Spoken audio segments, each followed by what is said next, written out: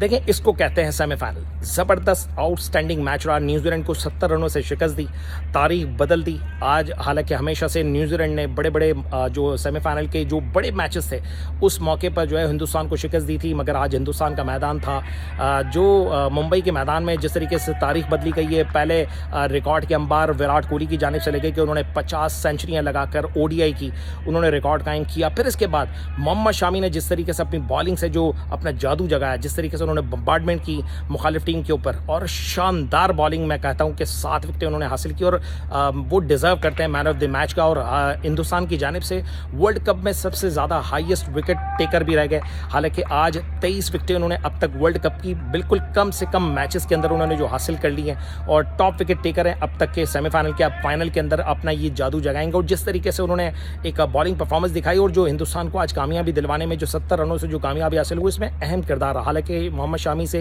Catch भी drop हुए, मगर जो ज़बरदस्त उन्होंने बॉलिंग की, बैटिंग तो बड़ी शानदार थी। हिंदुस्तान ने इतना बड़ा टारगेट लगाने के बाद और जिस तरीके से उन्होंने बैकफुट पे धकेला, हालांकि जो शुरू में जो है वो कॉनवॉय की और रविंदर की जिस तरीके से विकेट गिर गई थी, हालांकि कोई भी टीम इस तरीके से दोबारा से कम बैक नहीं करती और बड़ी शानदार इतना बड़ा स्कोर देखने के बावजूद मिचेल और विलियमसन ने बड़ी ज़बरदस्त पार्टनरशिप लगाई।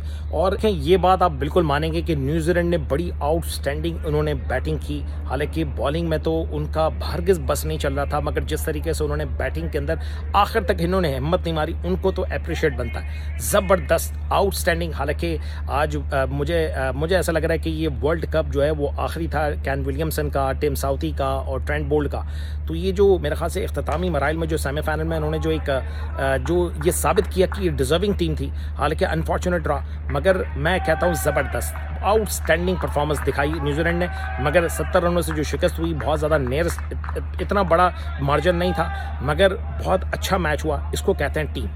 एक वक्त ऐसा लग रहा था कि ये जो है वो नियरेस्ट पहुंच जाएंगे और ये जीत भी सकते हैं, इसलिए कि पिछले दिनों जो मैक्सवेल ने जो वन हैंडेड जो उन्होंने जो इनिंग खेली, तो ये हर बैट्समैन के जहन में ये ज़रूर था कि ये कोई भी चीज़ जो है वो नामुमकिन नहीं है। और क्रिकेट के अंदर जो इतना बड़ा टारगेट चेज़ कर लिया जाता है, जब 200 रनों की पार्टनरशिप लग सकती है, तो ये मिचेल की और विलियमसन की क्यों नहीं लग सकती। मगर टर्निंग पॉइंट था कि विलियमसन आउट हुए, इसके बाद लैथम फॉरन आउट हो गए उसी ओवर के अंदर। बाकी जो मैच के अंदर जो परफॉर्मेंस दिखाई है, एक अच्छी इनिंग देखने को मिली, अच्छा मैच देखने को मिला और बहुत ज़बरदस्त रहा। हालांकि टर्निंग पॉइंट आखिरी का पावर प्ले जो था, वो मुझे ऐसा लगता है कि जो पावर प्ले उस वक्त था जब कुलदीप यादव ने जब 2 ओवर करवाए, उन्होंने बड़े ज़बरदस्त जो है 2-2, 3-3 रन के जो उन्होंने ओवर दिए, वो और ज़्यादा जो है वो दबाव बढ़ता गया न्यूजीलैंड के ऊपर। फिलिप्स आउट हो गए, इसके बाद वो बहुत ज़्यादा बैकफुट पे हट गए। हालांकि एक वक्त पे ऐसा लग रहा था कि ये न्यूजीलैंड जो है ये चेज़ कर लेगी। फिर मिचेल का अब विकेट निकल गया और जिस तरीके से फील्डिंग आज नज़र आई, जहाँ जहाँ कैच गिर रहे थे, इसके बाद हालांकि शामी से कैच ड्रॉप हो गया था। हालांकि उस वक्त ऐसा लग रहा था कि कैचेस विन मैचेस हो जाएगा, इसलिए कि कहीं ऐसा ना हो कि ये मैच हाथ से निकल जाए। मगर जिस तरीके से जितना बड़ा टारगेट रखा था, 340-350 होता तो यकीनन ये न्यूजीलैंड चेस कर लेता, मगर ये बहुत बड़ा टारगेट था। और जो सेमीफाइनल के अंदर जो हिंदुस्तान ने जो तारीख बदल दी, तो मैं तमाम हिंदुस्तानी दोस्तों को मैं आज की इस मैच की जीत पर सेमीफाइनल के अंदर आपको मैं बहुत बहुत मुबारकबाद पेश करना चाहता हूँ। और मुबारक इस बात पर क्या था जो फाइनल के अंदर आपने जो है वो प्रवेश किया, और उम्मीद है कि कल का जो साउथ अफ्रीका वर्सेस ऑस्ट्रेलिया जो मैच होगा उसमें देखते हैं कि कौन सी कल की टीम जो होगी वो कामयाब होती है। तो उसका मुकाबला हिंदुस्तान से होगा इतवार वाले दिन। यकीनन बहुत बड़ा जो एक दिन होगा, बहुत नरेंद्र मोदी स्टेडियम के अंदर जब 1,30,000 से भी ज़ायद जब तमाशाई होंगे और उस मैच को लुत्फ़अंदोज़ होंगे, सिर्फ मैदान में नहीं बल्कि करोड़ों लोग जो है वो मैदान के बाहर भी इस मैच की जो है वो जो लाइव देख रहे होंगे और इस बात को देख रहे होंगे कि कौन इस जो फातेह होगा इस वर्ल्ड कप का।